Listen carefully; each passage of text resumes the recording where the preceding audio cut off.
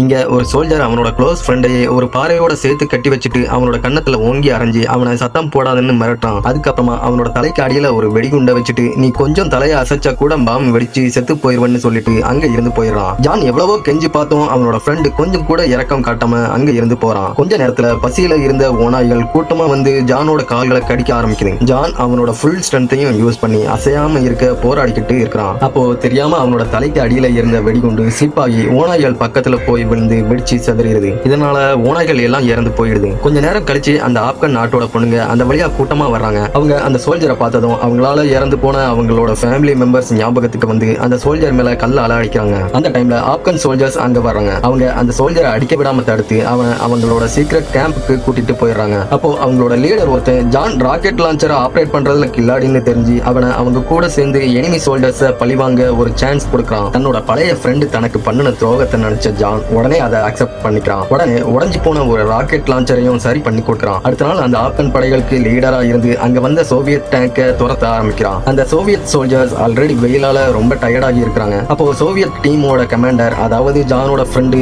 ஆப்கன் படைகள் நெருங்கி வரதை பார்த்து வார்ன் பண்றான். ஆனா அதுக்குள்ள அவங்க ரொம்ப க்ளோஸா வந்துடுறாங்க. கமாண்டர் உடனே மிஷின் கன்னால அவங்களோட படையை நோக்கி ஷூட் பண்றான். ஆனா கொஞ்ச நேரத்துல புல்லட் எல்லாம் தீந்து போயிடுது. உடனே அவன் டேங்கை எடுத்துட்டு அங்க இருந்து கிளம்புறான். ஜானும் அவனோட படைகளும் விடாம துரத்தி வர்றாங்க. டேங்க் ஸ்லோவா போனதால சீக்கிரமாவே அவங்க அதை நெருங்கிடுறாங்க. ஜான் உடனே ஷார்ட்கட்ல ஓடி அவனோட ராக்கெட் லான்ச்சர் மூலமா அந்த டேங்கை எய்ம் பண்ணி ஷூட் பண்றான். அதுல அந்த டேங்கோட டாப் பயங்கரமா டேமேஜ் ஆகுது. ஆனா உள்ள இருந்த சோல்ஜர்ஸ் உயிர் தப்பிச்சிடறாங்க. அப்படியே டேங்க் முன்னாடி போயிட்டே இருக்குது. தனக்கு துரோகம் பண்ணின ஃப்ரெண்ட பழிவாங்க முடியாம போயிருமோன்னு ஜான் ரொம்ப கவலைப்படுறான். அந்த டைம்ல அங்க இருந்த மலையில திடீர்னு ஒரு பயங்கர வெடிப்பு நடக்குது. அதனால பெரிய பெரிய பாறைகள் மேல இருந்து உருண்டு வந்து அந்த டேங்க் மேல விழுந்து அதை போக விடாம ஸ்டாப் பண்ணிடுது. அப்போ மேல இருந்து வந்த ஒரு ஆப்கன் நாட்டு லேடி ஒரு வெடிகுண்ட அந்த டேங்க் மேல தூக்கி போடுறான். அவதான் பாறையை வெடிக்க வச்சு அந்த டேங்கை ஸ்டாப் பண்ணிருப்பான். கடைசியில வேற வழி இல்லாம ஜானுக்கு துரோகம் பண்ணின அந்த சோல்ஜர் சரணடைஞ்சிடறான். அவன் கூட வந்த 2 சோல்ஜர்ஸையும் ஆப்கன் சோல்ஜர்ஸ் அரெஸ்ட் பண்ணிடுறாங்க. கடைசியில ஆப்கன் படைகளோட லீடர் ஜானுக்கு நன்றி சொல்ற விதமா அவங்க முன்னோர்களோட ஒரு ரைஃபிளை கிஃப்டா கொடுத்து அவனை கௌரவப்படுத்துறான்.